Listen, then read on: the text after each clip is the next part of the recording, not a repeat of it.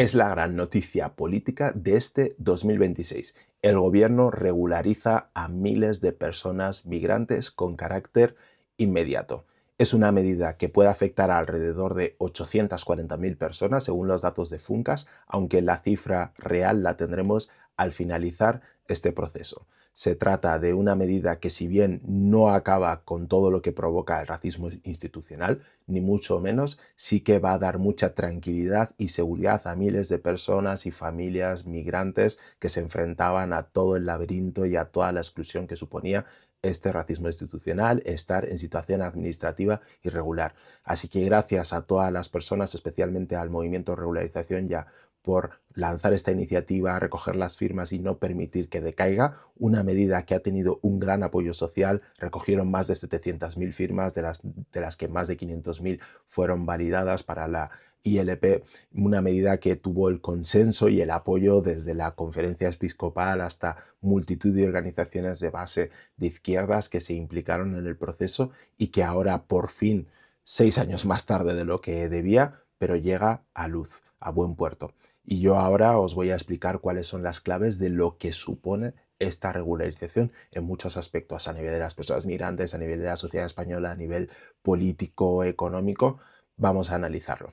Pero antes, suscribíos al canal, sabéis que estoy empezando, me ayuda mucho a poder seguir haciendo este tipo de análisis, poder reaccionar a lo que pasa en la actualidad y poder explicar, ¿no? Gracias a la experiencia como periodista, como persona que ha formado y forma parte de los movimientos sociales, de alguna manera siento que tengo capacidad de, bueno, aportar información que pueda ser muy útil. Lo primero, yo creo que hay que hablar de qué supone esto a nivel político. Creo que es importantísimo que saliéramos del marco de la derecha, no solo en marco a nivel nacional, sino a nivel internacional. Estamos en un momento en el que cada vez que se habla de la migración, se habla desde un marco de seguridad, de criminalidad y no desde un marco de derechos, ¿no? Entonces, ya era hora de que por fin saliéramos de esos marcos en los que la derecha empuja a la sociedad y que incluso ha hecho que partidos y líderes progresistas, estoy pensando en Gabriel Rufián, acabarán comprando esos marcos, ¿no? De relacionando la migración con la inseguridad, con la criminalidad. Entonces yo creo que es importante porque esto cambia la iniciativa política y este es el siguiente punto. Llevamos muchos años en los que la iniciativa política en temas de migración la ha cogido la derecha y la ultraderecha. Había un informe de Por Causa en el que analizaron las iniciativas que se llevaban al Congreso y en el que vieron cómo la inmensa mayoría las llevaban PP y Vox y siempre relacionado con inseguridad y criminalidad, relacionado que sí con los menas, con las fronteras y todo eso. Y no desde un punto de vista de derechos, hablar de la migración desde la vivienda, desde la educación, desde los servicios públicos, desde todo lo que nos afecta y lo que permite que la sociedad mejore. Entonces, salir de esos marcos me parece que es importante. A nivel político también, no podemos olvidar, aunque ahora estemos de celebración, que Podemos haya sacado este acuerdo al gobierno, ¿no?, del Partido Socialista y de Sumar, no podemos olvidar que el PSOE ha sido la principal piedra en el camino de esta regularización, porque este proceso empezó cuando ya estaban en el gobierno y desde entonces, primero con Escrivá, que se negaba por activa y por pasiva a sacar una regularización de migrantes, diciendo que si Europa no lo permitía, un montón de mentiras directamente que al final retrasaban todo esto. Luego después siguió con Interior, por supuesto, el Ministerio de Marlaska, que ya sabemos que Marlaska y los derechos de las personas migrantes no van de la mano. Sabemos que él ha ahondado en la externalización de fronteras, en la criminalización, persecución de las personas migrantes. La masacre de Melilla sigue pesando, ¿no?, sobre sus espaldas y eso va a seguir ahí toda la vida. Entonces, bueno, el Ministerio de Interior siempre ponía bastantes trabas. Y luego, por último, en esta última etapa, el reglamento de extranjería, que si bien ha habido algunos apartados que ha flexibilizado, en realidad para la mayoría de los expertos, abogados que trabajan en extranjería, pues ha sido un calvario y una medida que no ha servido para ayudar mucho, sino todo lo contrario, ¿no? Y que incluso a personas que estaban en solicitud de asilo les ha empujado a la situación de irregularidad e incluso el propio gobierno admitió que sacar la regularización de migrantes era una forma de corregir algunos de los efectos negativos de ese reglamento de extranjería que se había aprobado. Por lo tanto, esta medida sale a pesar del PSOE y no gracias al PSOE, y esto yo creo que es importante que lo tengamos muy presente. Entonces, y yo creo que esto sobre todo permite que entremos en marcos progresistas, que que ojalá esto sea como el inicio de un camino en el que podamos hablar de cómo mejorar las cuestiones relacionadas con la migración desde una perspectiva de derechos, desde una perspectiva de reconocimiento y no desde esa perspectiva de criminalización que continuamente se viene apareciendo en medios de comunicación, en redes sociales, en líderes políticos, en todos esos ámbitos. Y obviamente va a haber que estar preparados para la reacción, por supuesto, de quienes llevan años utilizando la migración como ariete político, como forma de criminalizar, como forma de quitar la atención de los problemas reales de la clase trabajadora en España, pues obviamente, pues ¿qué tenemos? Tengo aquí un tuit de Feijóo que además fue un tuit bastante rastrero, porque empieza hablando de la tragedia del accidente de Ademuz, dice hasta 46 muertos, cientos de heridos, ninguna dimisión, pero que sin embargo la primera respuesta de Sánchez es una regularización masiva. Bien, esta regularización sale a pesar de Pedro Sánchez. Recordemos que la regularización empiezan a impulsarla en el año 2020 durante la pandemia. Ahí es cuando se hablaba de que no había que dejar a nadie atrás, se dijo por parte de muchos activistas, bueno, pues para no dejar atrás a las personas en situación administrativa irregular, vamos a hacer una regularización de inmigrantes en el año 2020. Y esto se ha venido a aprobar ahora, pues básicamente por la debilidad parlamentaria, ¿no? y de iniciativas, entre otras cosas, del Partido Socialista, pero esto lleva en su mesa desde hace tiempo. Bien, pero volviendo al tuit de Núñez Feijóo, está claro que no tienen nada que ver, ¿no? Son cosas que no se contraprograman, no se contradicen una a la otra, pero sin embargo lo pone en el mismo lugar, ¿no? Con este marco de que no se ayuda a los españoles y se ayuda a los migrantes. Luego, por supuesto, se habla de desbordar los servicios públicos, cuando en realidad, citando al investigador Gonzalo Fanjul, la economía no es como una tarta que hay un trozo y eso se reparte, y si eres más gente se reparte entre más gente, sino que en realidad si hay más contribuyentes esa tarta va creciendo y hay más para repartir para todos. Eso es economía básica que Feijóo realmente sabe. Luego, por supuesto, tenemos un tuit de Santiago Abascal, no podía faltar, hablando de que 500.000 ilegales, el tirano Sánchez odia al pueblo español, quiere sustituirlo. Por supuesto, otra vez esta teoría racista del gran reemplazo, de que se está reemplazando a los blancos cristianos por negros, moros, musulmanes, que están reemplazando la cultura y las costumbres españolas. En fin, básicamente acusando de lo que las potencias europeas colonialistas hicieron durante siglos, durante décadas en el continente africano, por ejemplo, o en Latinoamérica, pues de eso se acusa, ¿no? Realmente cuando, pero sin los argumentos y sin el peso necesario detrás. Y luego, pues bueno, por mencionar Vito Quiles, ¿no? Que dice, Sánchez sabe que no puede salir a la calle y ahora toca legalizar a todos los que ha importado para que le puedan votar en el año 2007. A mí una cosa que me fascina es que estas personas que tienen la migración todo el día en la boca no tienen ni idea de cómo funciona la migración. O sea, realmente no tienen ni idea.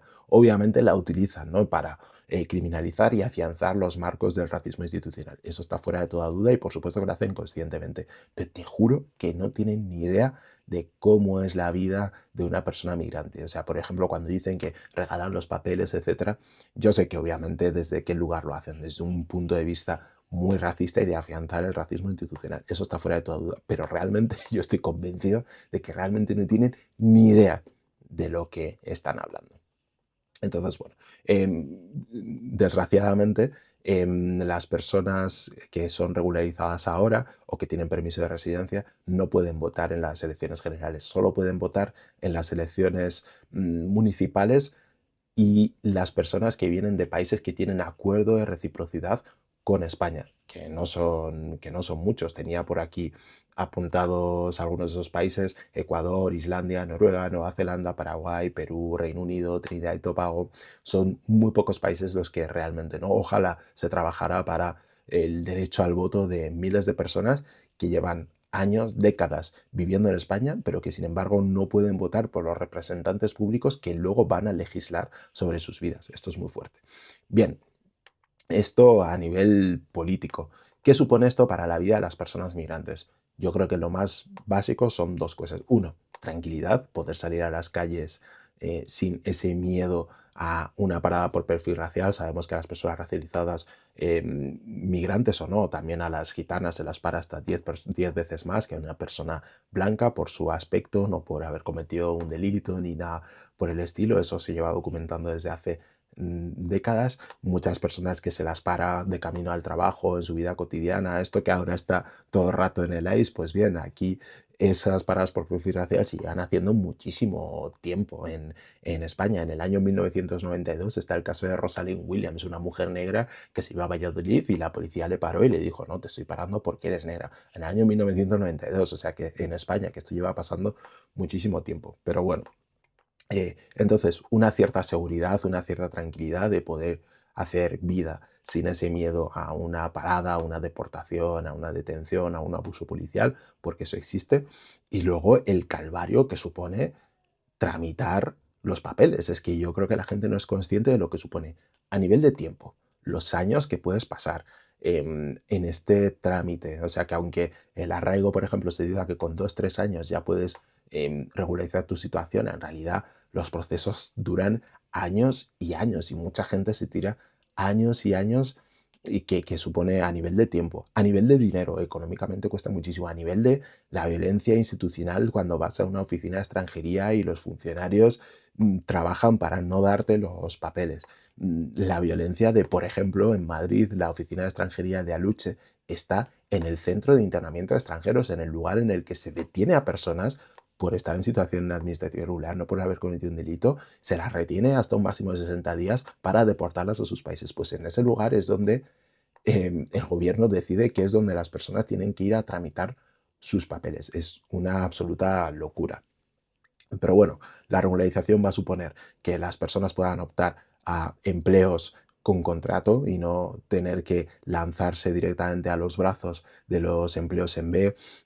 Estamos hablando de, por ejemplo, en el sector de la agricultura, la construcción, la hostelería, el trabajo del hogar y los cuidados, la limpieza. Todos esos sectores están sostenidos sobre los hombros de muchas personas que trabajan en B, que no están cotizando, que no están dadas de alta, que no tienen contrato y que por lo tanto están a las puertas, ¿no?, de la explotación laboral, de la explotación de las personas y todo eso, pues el tener papeles y poder optar, no significa que se vayan a obtener automáticamente, pero poder optar a empleos con contrato y con sus derechos laborales reconocidos, que eso es al final el tema, pues es un paso muy importante. La mejora en el acceso a la vivienda, poder acceder a viviendas con contrato, ¿no?, que esto es uno de los motivos por los que muchas veces se tira a muchas personas que quieren acceder a una vivienda, muchas personas migrantes, en no tener los papeles, pues esto también va a suponer un reconocimiento de un derecho. Sabemos que el acceso a la vivienda está muy complicado, pero por lo menos esto puede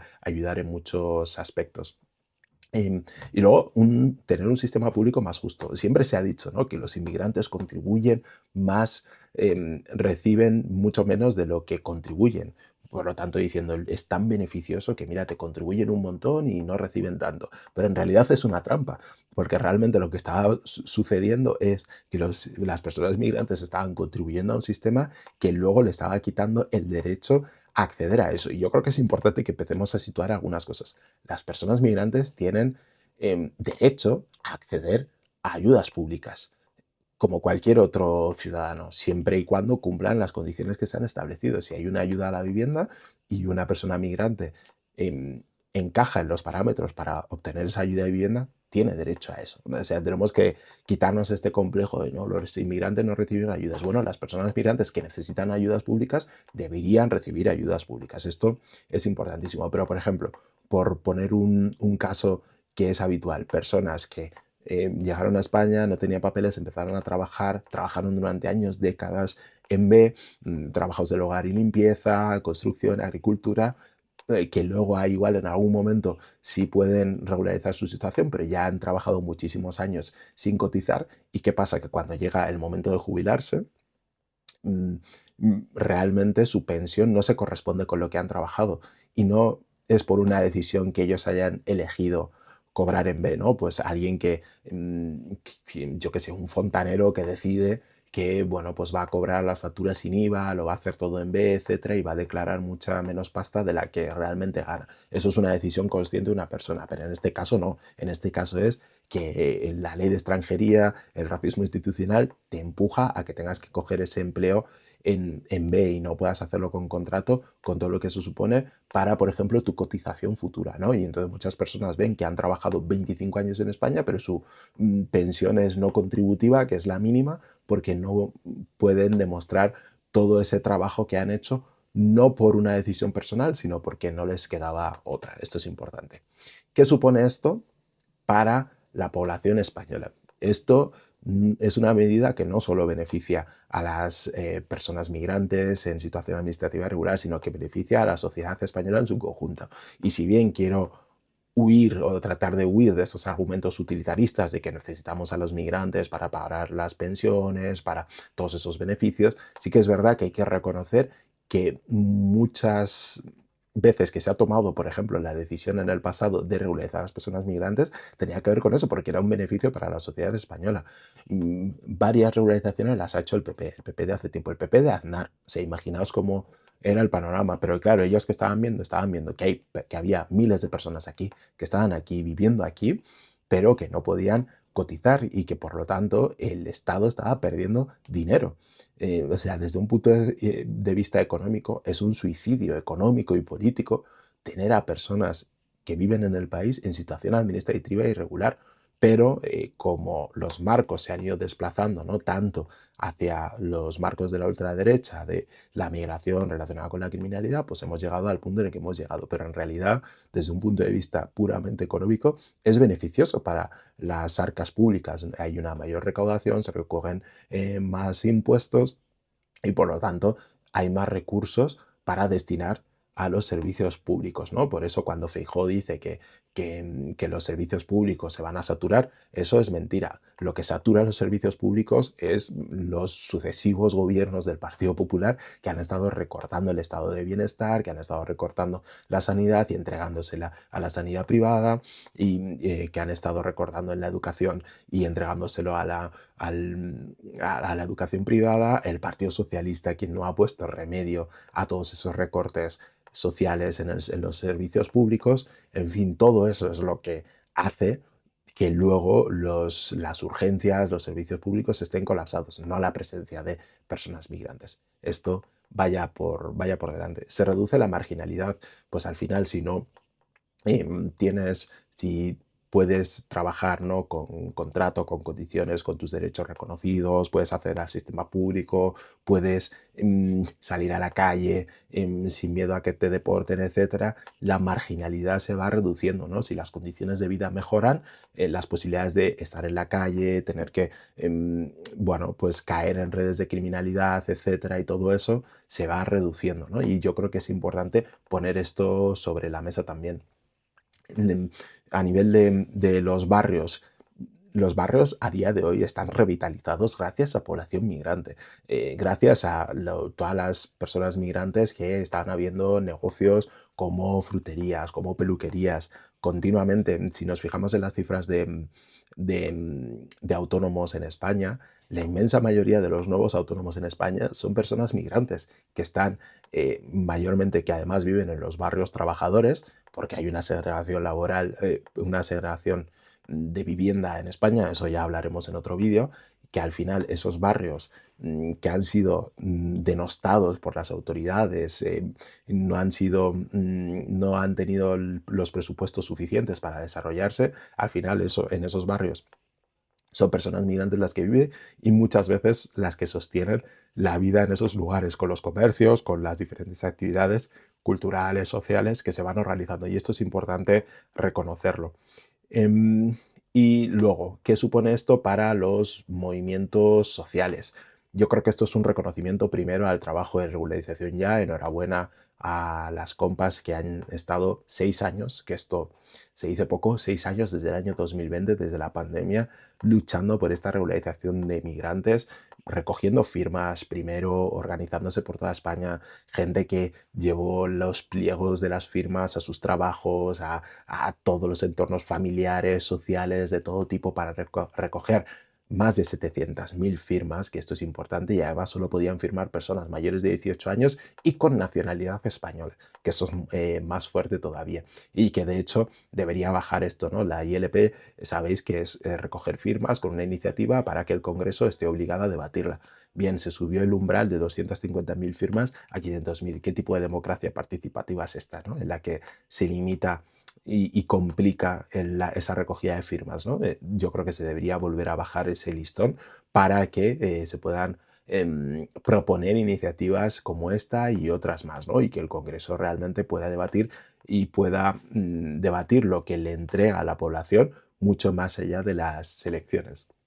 Entonces, enhorabuena a todas las personas que han trabajado por esta iniciativa y yo creo que también es un buen mensaje para los movimientos sociales, ¿no? De que se puede sacar iniciativas de este tipo. Además, esta era muy complicada por el contexto político, social, cultural, de ataque a la migración, de recorte de derechos. Entonces, en este contexto, ver cómo esto por fin ha salido adelante a pesar del Partido Socialista y con todas las trabas y con todo el trabajo que han pasado muchas personas, pero ver que esto ha sido posible, yo creo que da esperanza a diferentes movimientos sociales y que ojalá, ¿no?